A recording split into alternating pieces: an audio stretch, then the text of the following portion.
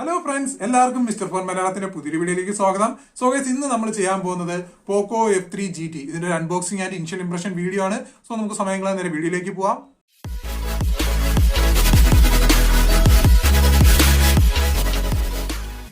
So guys, ഇതാണ് പോക്കോ F3 GTയുടെ retail unit box എന്ന് പറയുന്നത്. കണ്ടല്ലേ, നോർമൽ ടിപ്പിക്കൽ സ്റ്റൈലായിട്ടുള്ള പോക്കോ ബോക്സ് തന്നെയാണ് വന്നിരിക്കുന്നത്. അതിലൊന്നും മാറ്റമില്ല. പിന്നെ ബാക്കിൽ 3-4 ഹൈലൈറ്റ് സ്പെസിഫിക്കേഷൻ എല്ലാം പറയുന്നുണ്ട്. നമുക്ക് ഒരു ബോക്സ് തുറക്കുമ്പോൾ ആദ്യം തന്നെ വരുന്ന ഒരു ചെറിയൊരു ബോക്സാണ് പോക്കോയുടെ ബ്രാൻഡിംഗ് ഉള്ള. അതിനകത്ത് ഒരു സിം ഇജക്ടർ പിന്ന് വരുന്നുണ്ട്. പിന്നെ ഒരു ബാക്ക് കേസും കുറച്ച് പേപ്പർ വർക്ക്സുമാണ് വരുന്നത്. ഇത് മാറ്റി വെച്ച് ബാക്കി ബോക്സ് കണ്ടന്റ്സ് എന്തൊക്കെയാണെന്ന് നോക്കാം. പിന്നെ വരുന്നത് നമ്മുടെ ഫോണാണ്. അല്ലേ, ഇതാണ് ഫോൺ എന്ന് പറയുന്നത്. ഇതിലേക്ക് വരുമ്പോൾ ബാക്കി ബോക്സ് കണ്ടന്റ് എന്താണെന്ന് കൂടെ നോക്കാം.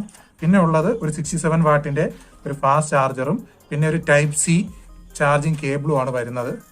ഇത് യെല്ലോ കളറാണ്. ഇത്തവണ ഒരു വ്യത്യാസമുണ്ട്, വൈറ്റ് മാറി യെല്ലോയിലായിട്ട് ആക്കിയിട്ടുണ്ട് അവര്. ഓക്കെ, നമുക്ക് നേരെ ഇനി ഫോണിലേക്ക് വരാം. സോ ഗൈസ്, ഡിവൈസിന്റെ സെറ്റപ്പ് എല്ലാം കഴിഞ്ഞ് വന്നിരിക്കുകയാണ്. ഇങ്ങനെ ഇന്റർഫേസ് ആണ് വരുന്നത്. ടിപ്പിക്കൽ ഷോമി സ്റ്റൈൽ ഇന്റർഫേസ് ആണ്. അതിന്റെ കൂടെ പോക്കോ ലോഞ്ചർ പ്രീ ഇൻസ്റ്റാൾ ആയി വരുന്നുണ്ട്. MIUI 12.5 ആണ് ഔട്ട് ഓഫ് ബോക്സ് സോഫ്റ്റ്വെയർ എന്ന് പറയുന്നത്. ഇനി ഡിസ്പ്ലേ കുറിച്ച് സംസാരിക്കുകയാണ്. ഇതിൽ വരുന്നത് 6.67 ഇഞ്ചിന്റെ സൂപ്പർ AMOLED ഡിസ്പ്ലേ ആണ് വരുന്നത്. 10 ബിറ്റ് ഡിസ്പ്ലേ ആണ്. നോർമൽ 8 ബിറ്റിനേക്കാളും കുറച്ചുകൂടെ ബെറ്റർ കളർ റിപ്പോർട്ടും ഹൈ ഡൈനാമിക് റേഞ്ച് എല്ലാം തരും. പിന്നെ ഇതിന്റെ റിഫ്രഷ് റേറ്റിനെ കുറിച്ച് പറയുന്നത് 120 ഹെർട്സ് റിഫ്രഷ് റേറ്റ് ആണ് വരുന്നത്. അതുപോലെ തന്നെ 480 ഹെർട്സിന്റെ ടച്ച് സാമ്പിളിംഗ് റേറ്റും വരുന്നുണ്ട്. അതുകൊണ്ട് തന്നെ ഇത് ഗെയിമിംഗ് പർപ്പസിന് വേണ്ടി ഉണ്ടാക്കിയാൽ നമുക്ക് തീർച്ചയായിട്ടും പറയാൻ കഴിയും. അതുപോലെ തന്നെ ഇതിനകത്ത് DCI കളർ ഗാമന്റ് 100% സപ്പോർട്ടഡ് ആണ്. അതുപോലെ തന്നെ HDR 10+ സർട്ടിഫിക്കേഷൻ ഉള്ളതുകൊണ്ട് തന്നെ നമുക്ക് full HD contents Netflix, YouTube, ആമസോണിനകത്തെല്ലാം സ്ട്രീം ചെയ്യാൻ കഴിയുന്നുണ്ട്. അതിന്റെ ഡിസൈനെ കുറിച്ച് പറയുകയാണെങ്കിൽ ഡിസൈൻ എന്ന് പറയുന്നത് ഒരു ഗ്ലാസ് ബിൽഡ് ഡിസൈൻ ആണ് വന്നിരിക്കുന്നത്. ഫ്രണ്ടും ബാക്കും കോറും ഗ്ലാസ് 5ന്റെ പ്രൊട്ടക്ഷൻ ആണ് വന്നിരിക്കുന്നത്. അതുപോലെ അതിന്റെ ബാക്കിൽ എന്ന് വെച്ച് കഴിഞ്ഞാൽ ഒരു മെയിൻ ഫിനിഷ് കൊടുത്തിട്ടുണ്ട്. അതുപോലെ ഫിംഗർ പ്രിന്റോ സ്മെച്ചസോ ഒന്നും നമ്മൾ പിടിക്കുന്ന സമയത്ത് വരത്തില്ല. പിന്നെ അതിന്റെ സൈഡ് ഫ്രെയിംസ് എന്ന് പറയുന്നത് മെറ്റൽ ഫ്രെയിംസ് ആണ്. അലുമിനിയം 7000 സീരീസ് ആണ് യൂസ് ചെയ്തിരിക്കുന്നത്. അതുപോലെ തന്നെ വളരെ സ്റ്റഡി ആയിട്ട് ഒരു ഫീൽ നമുക്ക് കൈ ഹാൻഡിൽ തന്നെ തോന്നും. പിന്നെ ഡിസൈൻ ഇത്തവണ ഒരു വെറൈറ്റി ആയിട്ടുള്ള ഡിസൈനാണ് പോക്കോ കൊടുത്തിരിക്കുന്നത്. ഒരു ഗെയിമിംഗ് സെൻട്രിക് ആയിട്ടുള്ള ഡിസൈൻ ആണ്. കാണാനൊക്കെ വരുന്ന ഒരു ഡിഫറൻസ് ആയിട്ട് നമുക്ക് തോന്നും. ഏത് ക്രൗഡിനും സ്റ്റാൻഡ് ഔട്ട് ചെയ്യുന്ന ഒരു തരത്തിലുള്ള ഡിസൈനാണ്. പിന്നെ എന്റെ ക്യാമറ ഡിസൈൻ എനിക്ക് നന്നായിട്ട് ഇഷ്ടപ്പെട്ടു. വളരെ ഒരു യുണീക്ക് ആയിട്ടുള്ള ക്യാമറ ഡിസൈനാണ് കൊടുത്തിരിക്കുന്നത്. അതുപോലെ തന്നെ ഇതിനകത്ത് ഈ ഫ്ലാഷും ഒരു ബോൾട്ടിന്റെ സ്റ്റൈലിലേക്കാണ് കൊടുത്തിരിക്കുന്നത്. അതും ഒരു യുണീക്ക് ആയിട്ടുള്ള ഫീൽ തരുന്നുണ്ട്.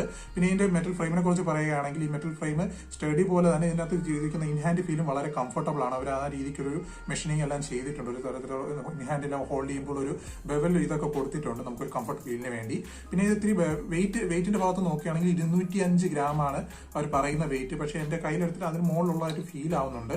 പിന്നെ ഇതിന്റെ ബട്ടൺസിനെ കുറിച്ച് പറയുകയാണെങ്കിൽ ഇതിന്റെ റൈറ്റ് സൈഡിലായിട്ട് വരുന്നത് പവർ ലോക്ക് ബട്ടൺ ആണ്. അതിന്റെ കൂടെ തന്നെയാണ് ഫിംഗർ പ്രിന്റ് സ്കാനർ വരുന്നത്.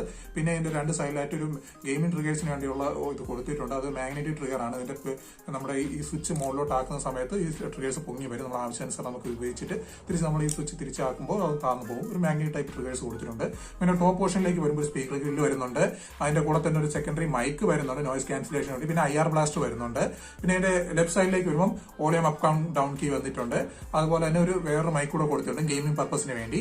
പിന്നെ ബോട്ടം പൊസിഷനിലേക്ക് വരുമ്പോൾ ഒരു സിം കാർഡ് ട്രേ വരുന്നുണ്ട്. ഇതെന്ന് വെച്ചാൽ ഡ്യുവൽ സിം കാർഡ് ട്രേ ആണ്. ഇതിനകത്ത് മെമ്മറി കാർഡുള്ള ഓപ്ഷൻ ഇല്ല. പിന്നെ ടൈപ്പ് സി പോർട്ട് വരുന്നുണ്ട് ചാർജിങ്ങിനായിട്ട്. പിന്നെ വരുന്നത് ഒരു primary speaker ഗ്രില്ലാണ്.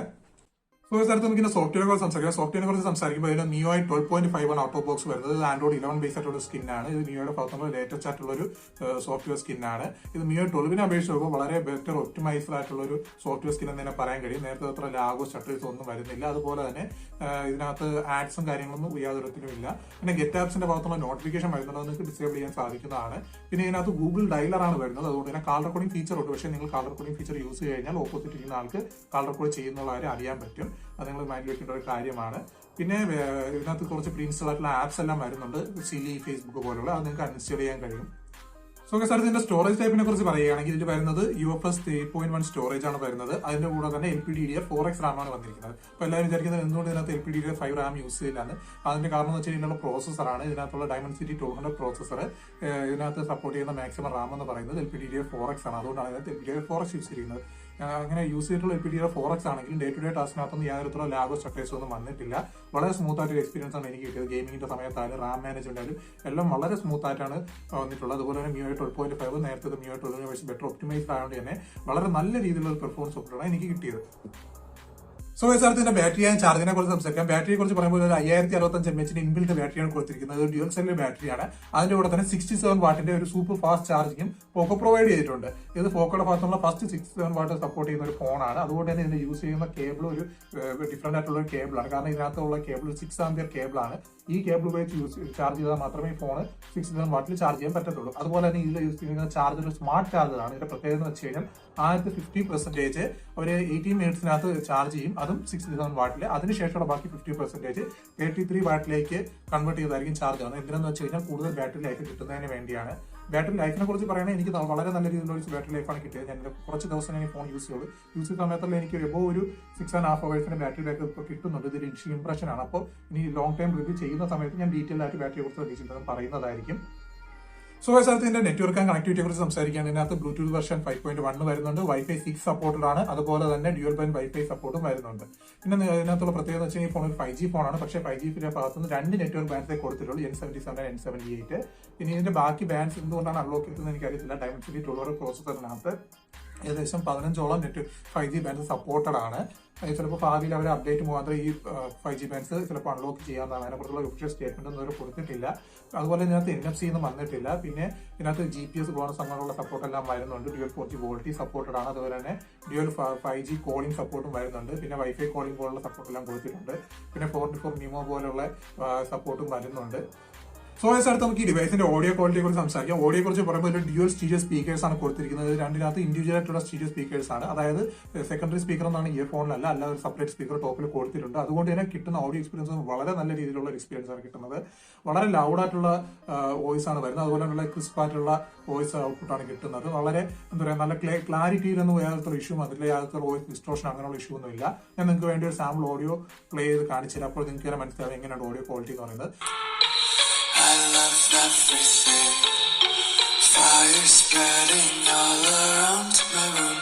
My world's so bright, it's hard to breathe, but that's alright. Hush.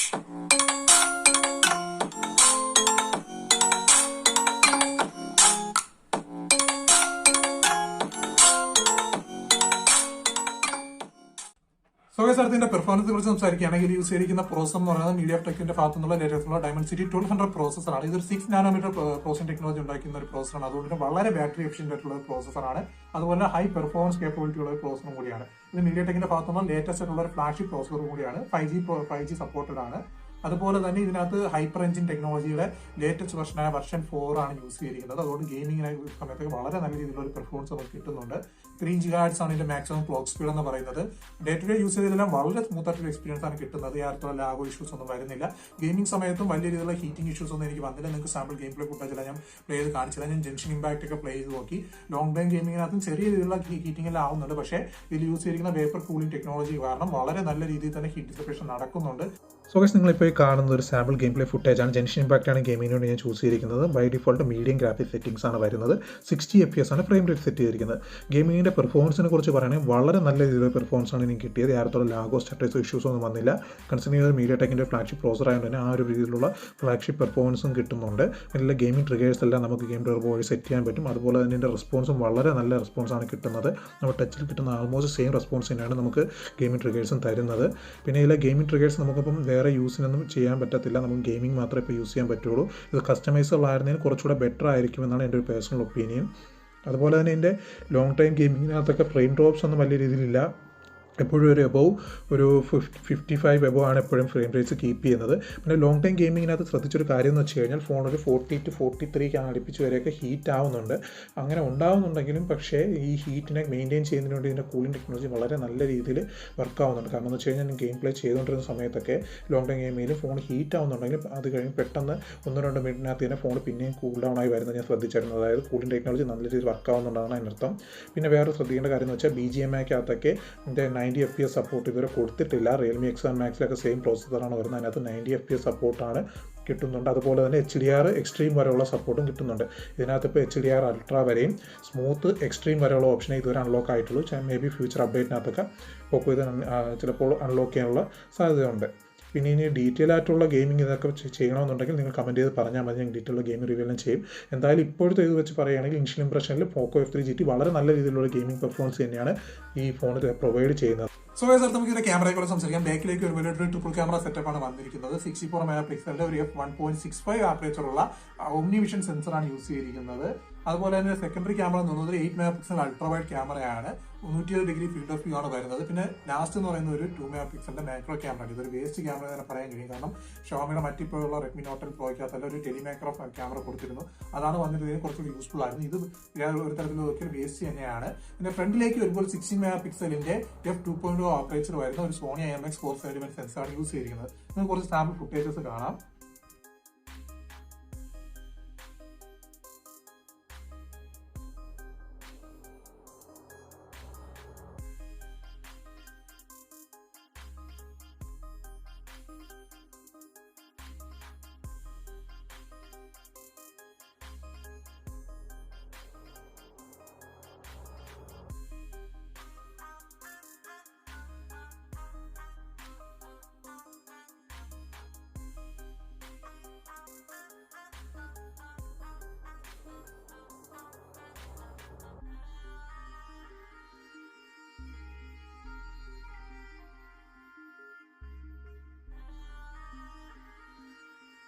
So guys, ഇതായിരുന്നു പോക്കോ F3 GTയുടെ അൺബോക്സിംഗ് ആൻഡ് ഇംപ്രഷൻ വീഡിയോ എന്ന് പറയുന്നത്. വീഡിയോ നിങ്ങൾക്ക് ഇഷ്ടപ്പെടുന്ന പ്രതീക്ഷയും ഇഷ്ടപ്പെട്ടെങ്കിൽ ലൈക്ക് ചെയ്യുക, ഇഷ്ടപ്പെട്ടെങ്കിൽ ഡിസ്ലൈക്ക് ചെയ്യുക, കമന്റ് ചെയ്ത് നിങ്ങളുടെ ഫീഡ്ബാക്സ് എല്ലാം അറിയിക്കണം. എന്റെ ഒരു പേഴ്സണൽ ഒപ്പീനിയൻ പറയുകയാണെങ്കിൽ അണ്ടർ 25,000 കിട്ടാന്ന് വെച്ചാൽ one of the best device തന്നെയാണ് പോക്കോ F3 GT എന്ന് പറയുന്നത്.